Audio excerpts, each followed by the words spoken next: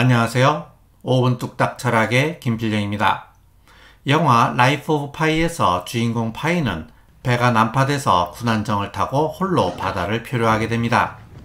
그런데 그 군안정에는 혼자만 있는 것이 아닙니다. 동반자가 하나 더 있었는데요. 그것은 배 안쪽에 숨어있던 호랑이입니다. 호랑이는 파이에게 위협을 가하기도 하지만 파이를 지켜주기도 합니다. 파이와 호랑이는 먹을 것과 공간을 차지하기 위해서 서로 경쟁을 하는 관계이기도 합니다. 그런데 파이와 호랑이는 독립적인 존재가 아닙니다. 호랑이는 바로 파이의 무의식인 겁니다. 파이가 의식이라면 호랑이는 무의식입니다. 이 둘은 한 사람의 다른 모습이라는 거죠. 이처럼 모든 인간의 의식 아래에는 무의식이 있습니다. 의식이 수면 위로 드러난 빙산의 작은 부분이라면 무의식은 수면 아래 숨겨져 있는 빙산의 커다란 부분입니다. 정신역동이론은 이러한 인간의 무의식에 주목합니다. 정신역동이론은 한 사람의 행동의 배후에 자신도 의식하지 못하는 무의식적 동기나 의도가 있다고 봅니다. 정신역동이론의 3인방은 프로이트, 융, 아들러인데요. 이 양반들 모두 담배를 피고 있네요. 담배를 펴야 정신역동이론을 연구할 수 있나 봅니다. 정신역동이론의 출발점은 프로이트였습니다. 그리고 융과 아들러는 프로이트의 제자였는데요. 하지만 융과 아들러는 프로이트의 이론에 동의할 수 없는 부분이 있었습니다. 그래서 이들은 나중에 프로이트와 결별을 하면서 독자적인 이론을 제시하였죠. 그래서 융과 아들러는 프로이트의 이론을 비판적으로 계승했다고 말할 수 있습니다. 오늘은 프로이트, 융, 아들러의 정신역동 이론을 정리해 보겠습니다. 특히 이들이 무의식에 대해서 어떻게 생각했는지에 대해서 중점적으로 이야기를 하겠습니다. 그리고 어떻게 하면 무의식을 창의적이고 긍정적인 도구로 만들 수 있는지에 대해서도 이야기를 해보겠습니다. 잠시 후 시작하겠습니다.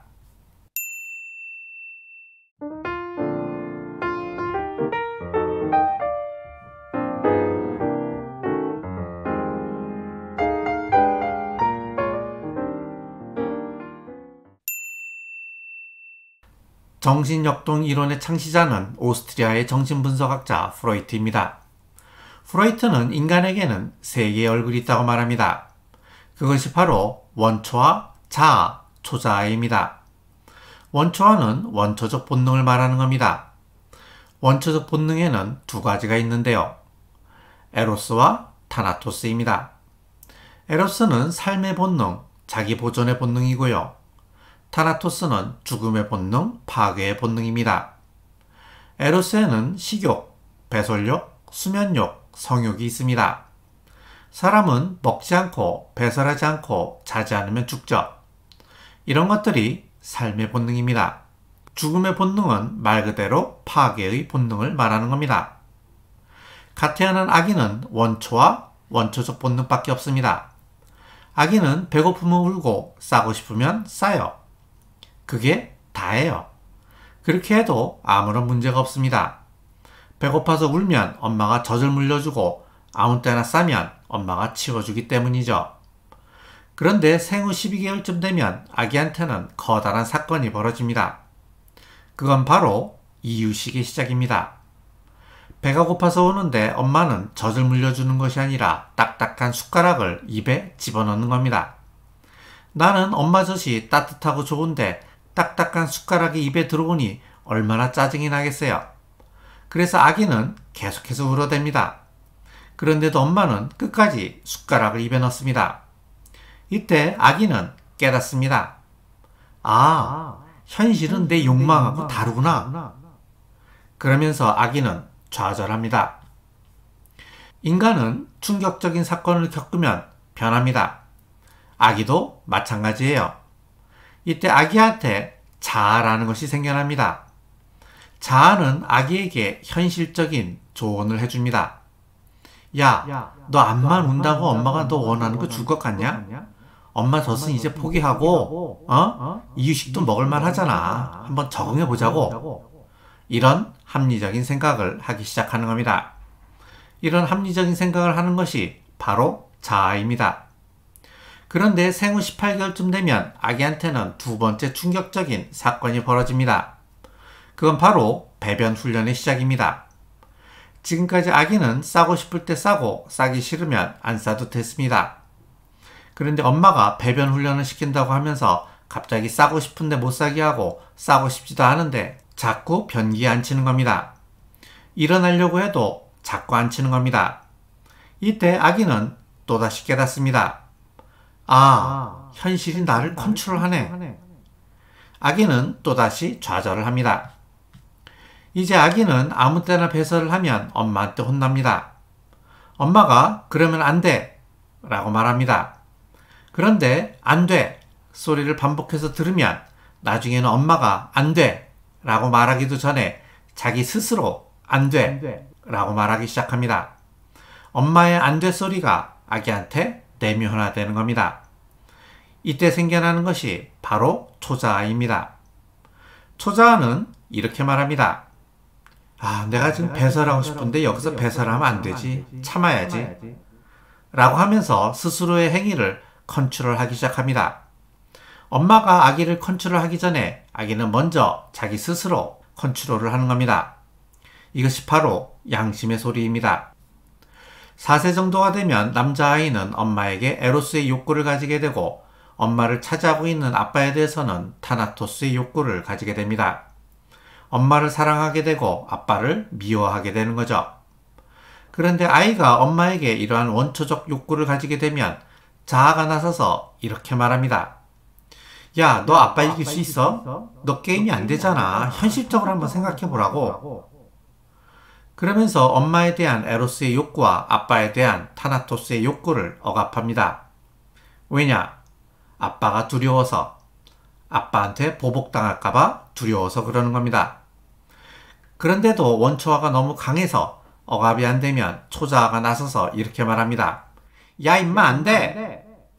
이처럼 인간에게는 세 개의 얼굴이 있습니다. 원초화, 자아, 초자아. 원초화는 원초적 욕망이고 초자아는 도덕의 목소리입니다. 원초화가 너무 강하면 폭력적 성향이 강한 사람이 되고 초자아가 너무 강하면 양심의 가책을 심하게 느끼는 사람이 됩니다. 입새에 있는 바람에도 괴로워하는 사람이 된다는 거죠. 자아는 원초화와 초자아 사이에서 현실적으로 균형을 맞추는 역할을 합니다. 정신적으로 건강한 사람은 자아가 원초화와 초자아 사이에서 적절하게 균형을 맞추고 있는 사람입니다.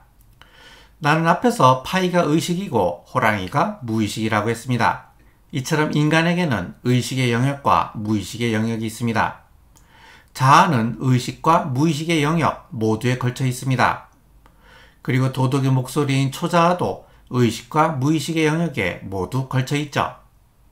하지만 원초화는 무의식의 영역에만 있습니다. 그래서 원초적 본능은 의식적으로 드러나지 않는 겁니다. 무의식의 대부분은 원초화가 차지하고 있기 때문이죠. 프로이트는 인간은 무의식 속에 있는 트라우마에 사로잡혀 있는 존재라고 보았습니다.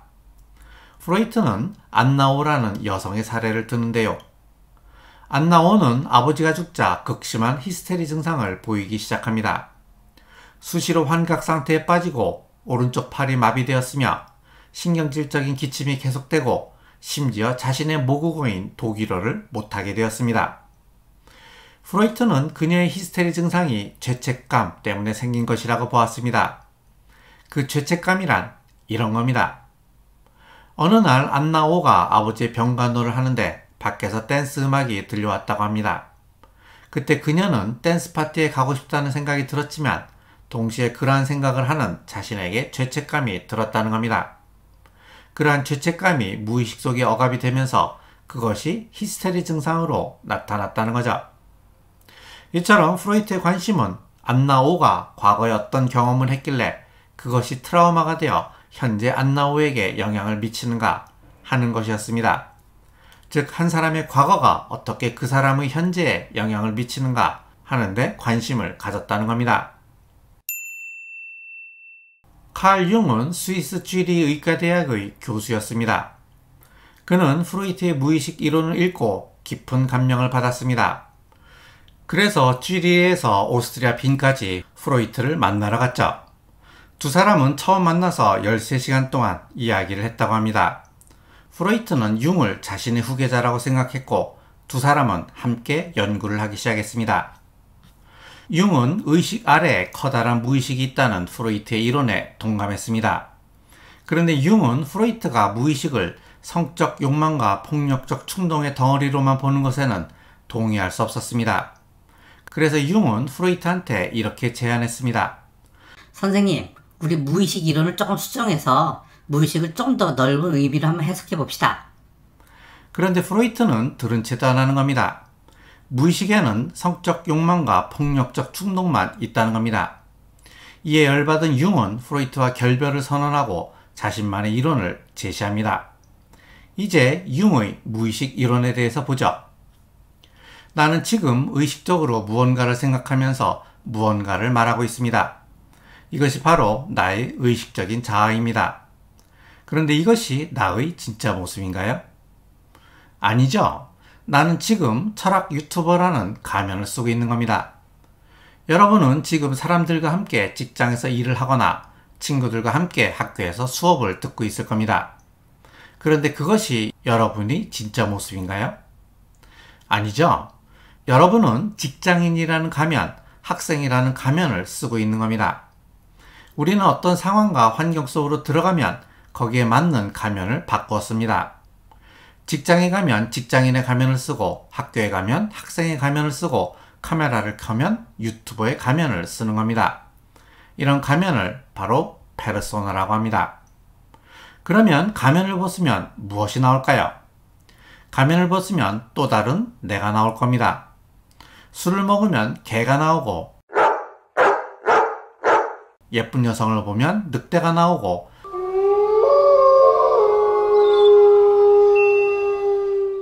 운전하다 열받으면 개또랑이가 나오기도 합니다. 개, 늑대, 개또랑이 이것이 바로 나의 개인 무의식입니다.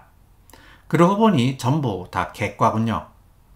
페르소나를 벗으면 이런 개, 아니 개인 무의식이 나온다는 겁니다. 여기까지는 프로이트와 비슷해 보입니다. 그런데 융은 여기에서 한 발 더 나아갑니다. 개인 무의식 아래 또 다른 무의식이 있다는 거죠. 그것이 바로 집단 무의식입니다. 집단 무의식은 나라는 개인이 가지고 있는 무의식이 아니라 인류 전체가 가지고 있는 공통의 무의식입니다. 인류가 진화하면서 겪은 과거의 경험이 누적되어 인류의 유전자에 새겨진 무의식인 겁니다. 예컨대 우리가 뱀이나 어둠을 무서워하는 이유는 우리의 조상인 원시인들이 뱀이나 어둠 때문에 겪은 위험한 경험이 누적되었기 때문이라는 거죠.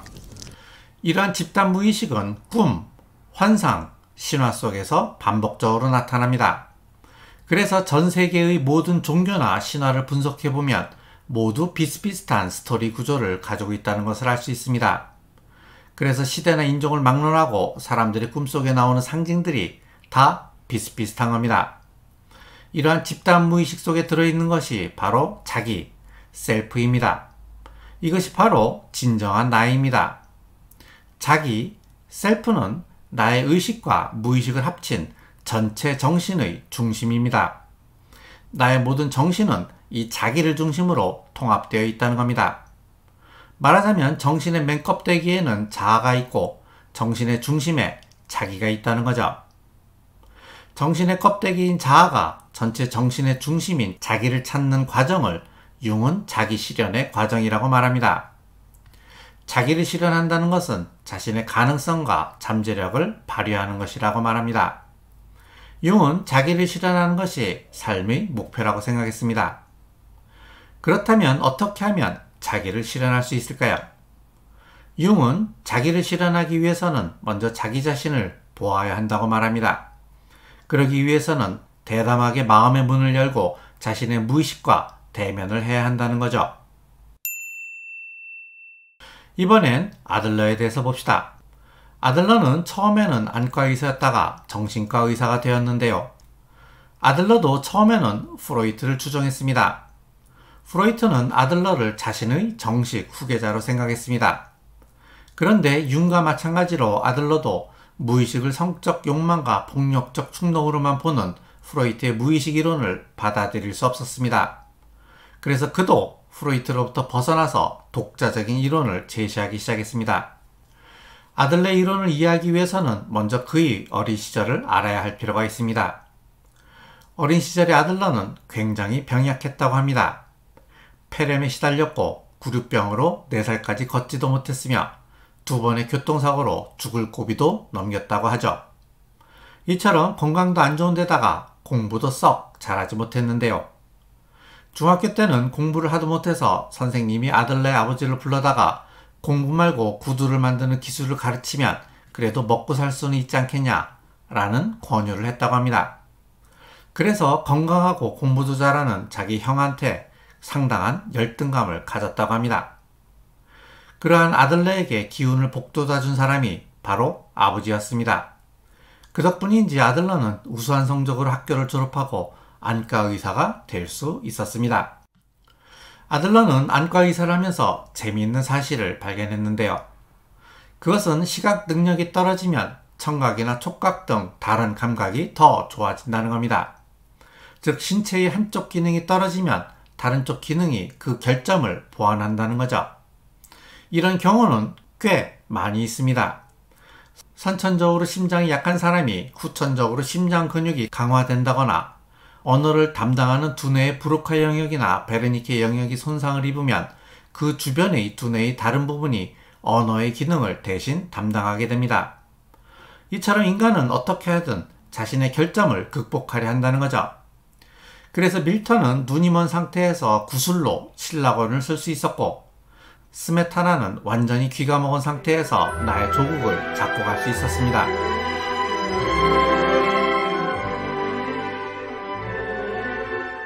그리고 베토벤은 18년 동안 귀가 먹은 상태에서 작곡을 할 수 있었고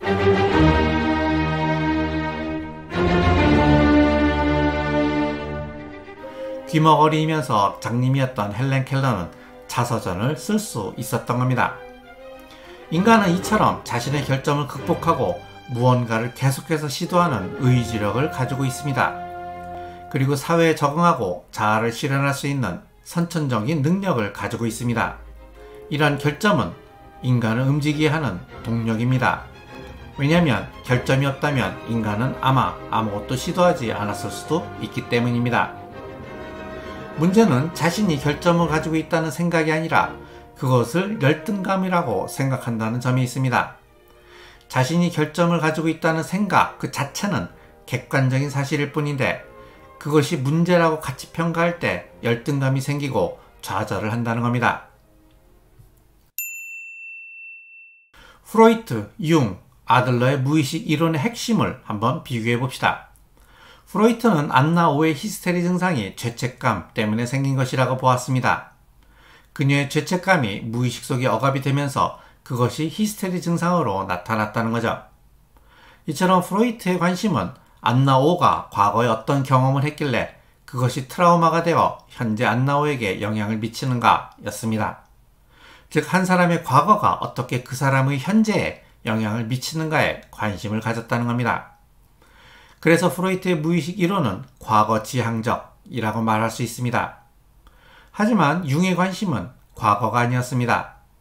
융의 관심은 어떻게 하면 현재 이 사람이 자신의 잠재성을 발견하고 미래의 자기 자신을 실현할 수 있는가 하는 것이었습니다. 미래의 자기 자신을 찾는 데 관심을 가졌다는 거죠. 그래서 융의 무의식 이론은 미래지향적이라고 말할 수 있습니다. 아들러도 또한 마찬가지였습니다. 아들러의 관심은 어떻게 하면 현재의 한 사람이 자신의 열등감을 극복하고 더 나은 미래의 자신을 창조할 수 있는가 하는 것이었습니다. 왜냐하면 인간에게는 열등감을 극복하고 우월해지려는 의지력이 있기 때문이라는 거죠. 그래서 인간은 자신의 의지를 통해서 얼마든지 미래를 만들 수 있다는 겁니다. 융과 아들러의 입장은 이런 겁니다. 한 사람이 과거에 겪은 사건 그 자체는 바꿀 수 없습니다. 하지만 과거에 일어난 사건에 대한 관점을 바꿈으로써 그 사건이 미래에 미치는 영향은 바꿀 수 있다는 겁니다. 달리 표현하면 프로이트는 과거의 그 사건 때문에 현재 이 모양 이 꼴로 살 수밖에 없다고 말하지만 윤과 아들러는 현재의 나의 의지에 의해서 과거의 사건에 대한 관점을 달리 봄으로써 미래에는 이 모양 이 꼴로 살지 않을 수도 있다는 겁니다. 인간을 왜 자꾸 과거에 사로잡혀 있는 존재로만 보냐는 거죠. 이것이 내가 생각하는 프로이트, 융, 아들러의 무의식 이론의 핵심입니다. 그렇다면 누구의 무의식 이론이 옳을까요? 무의식은 프로이트가 본 것처럼 한 사람을 과거에 묶여 있도록 만드는 족쇄일까요? 아니면 무의식은 융과 아들러가 본 것처럼 한 사람을 미래로 나아가도록 하는 잠재력과 의지력일까요? 글쎄요. 누가 전적으로 맞고 누가 전적으로 틀리다고 말하기는 어려워 보입니다. 부분적으로는 다 맞다고 볼 수 있겠죠. 무의식은 어떤 사람에게는 과거에 묶여 있도록 만드는 족쇄이지만 어떤 사람에게는 미래로 나아가도록 만드는 잠재력일 겁니다. 그렇다면 당신에게 무의식은 족쇄인가요?